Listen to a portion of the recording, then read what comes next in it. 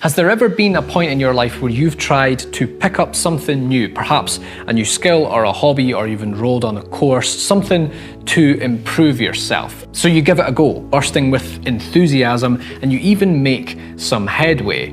However, at some point you encounter a small speed bump that slows your progress. You start feeling frustration, progress just isn't as fast as you'd like. You question why you even started this in the first place. This is dumb, and you throw in the towel and you quit. I've done that a lot in the past too. However, in the last 4 years, my hit rate for things that I've tried and stuck with has increased dramatically. And by using stage combat into my teaching, I've been able to get teenagers to work with emotions and situations they wouldn't have normally worked with. But I'm getting ahead of myself. Who here thought that this was a bit risky? Perhaps even a bit dangerous? No one? Okay, then I must have done it really well. Anyway, what would you say if I would tell you that I actually feel more comfortable throwing myself around like this, off a building on a few cardboard boxes, fighting with several people at the same time with sharp swords, or being offered to swim with sharks, rather than standing here in front of you today giving a speech? I'm terrified. And that is why, when I was asked to give this talk, I said yes, of course, because it's what I tell my students each and every day, that without fear there can't be any courage, that no matter how difficult things might seem or look, we can always do a little bit more than we think we can. For example, if we've been walking for a very long time without any food or water, we tell ourselves just few more steps, just one more hill. And before we realize it, we've reached our destination. We can always do a little bit more than we think we can. And that is true about most things in life. Of course, there are those that will give up. And their reasons are as varied as they are many. And I don't pretend to have all the answers. I simply know that what I teach and the way I teach it has had a positive impact on my students. Now, I'm a survivor. I've been a survivor all my life, starting in 1970 when I was born 2 months prematurely, and when the midwife came to tell my father that I was born, he didn't even consider to ask for me. But not only did I survive, I was healthy and strong and was allowed to go home with my mother the very next day. Since then, I've had quite a few brushes with death, too many to count for here. Mostly because of reckless behavior, like jumping between high buildings, crashing on a motorcycle, or not walking away from fights that I should have. Others, when my appendix burst. Even the doctors were surprised I survived that one.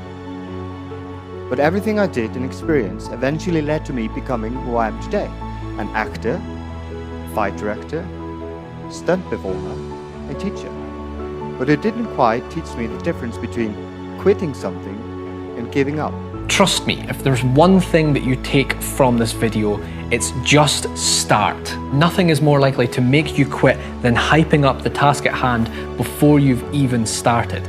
So you're filled with enthusiasm for this new endeavor, you're pumped to make headway, so you decide to dedicate an entire Saturday to making progress. You're going to get awesome at this in just one day. After 2 hours, you've made some progress. This is good. After 4 hours, you're starting to feel a little bit of fatigue, however. Performance is dwindling. Morale starts to dip. Maybe this isn't going to be as easy as you thought. After a whole day, you start thinking, I've put in 8 bloody hours at this and I've got nowhere. The lesson that he taught me was the difference between quitting something and giving up. And the message of this speech, you can always go a bit further if you just care enough. And that brings me to the main point of my talk. And that is what we are teaching our kids today and what we should be teaching them instead. Throughout grammar, high school and college, or university as it's also called, we are constantly teaching our kids to be afraid, that to fail is wrong. And if they, for some reason or another, don't measure up, we give them more and more classes doing the things they are failing at, doing the things they are bad in, reinforcing in their mind the image of being a loser, being a failure. And they become more and more angry, frustrated, full of self-loathing and hate. And this eventually will bring up the next generation of what? Criminals? Drug addicts? Or, what is worse, those that give up on life. This will take years. I suck at this. I quit. This is not the way to learn. Sadly, I've fallen into this trap far too many times. Ironically, in this scenario, it's your enthusiasm that causes your downfall. Smashing through an 8-hour session will make you fatigued, which will cause a dip in your performance, which shatters your mood. And this is what causes you to quit. You want to keep your morale high. The Pomodoro technique is the answer. This is nothing but exercising restraint and doing 25 minutes of work before taking a short 5-minute break. That's it. And it makes a huge difference. There's less non-productive time, your morale stays high, it's easier to concentrate, and frustration is reduced. However, this is surprisingly difficult to stick to. Really, use a timer and stick to the timer.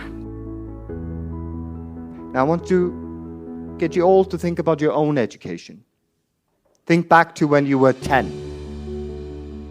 Think about any test you like. Do you remember if you got A or B or a C on that test? Do you remember what the test was about? Do you remember the results? Do you remember what you learned from the test? Perhaps you remember how it made you feel.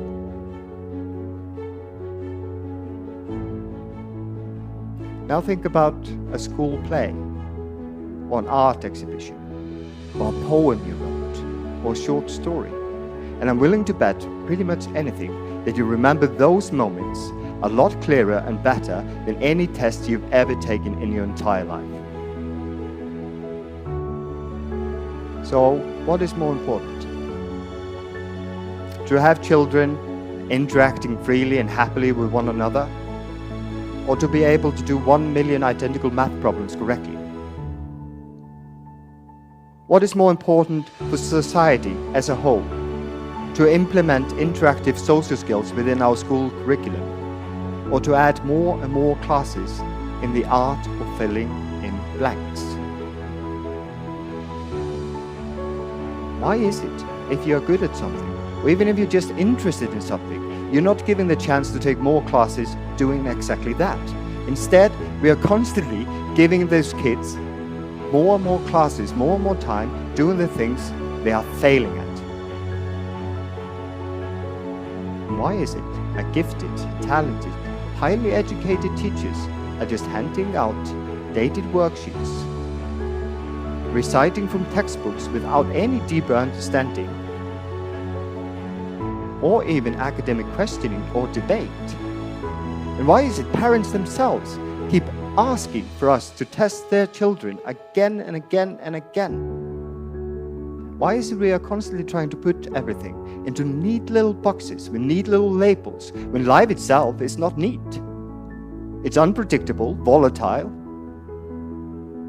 but also very beautiful.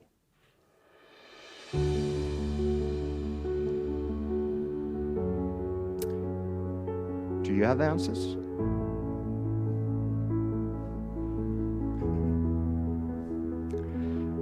So what we need to be teaching them is the difference between quitting something that isn't working and giving up. Is it giving up to quit drinking or smoking or eating sugar if you're diabetic or eating bread if you are gluten intolerant? No, it's sensible to quit things that isn't working. And we should quit the way we are teaching, because it's not good for us, it's not good for our kids, and it's not good for the children of tomorrow. But we should never ever give up on learning. And why do I care? Why do I care so much that I'm standing here in front of you, giving this speech, when we all know and have established that I'm terrified of giving speeches? it's because I'm one of them. I'm ADHD kid from a broken home that despite the school system got an excellent education thanks to a couple of teachers that really cared. No matter how difficult your journey is, no matter how hard things might seem, remember, you can always go a bit further.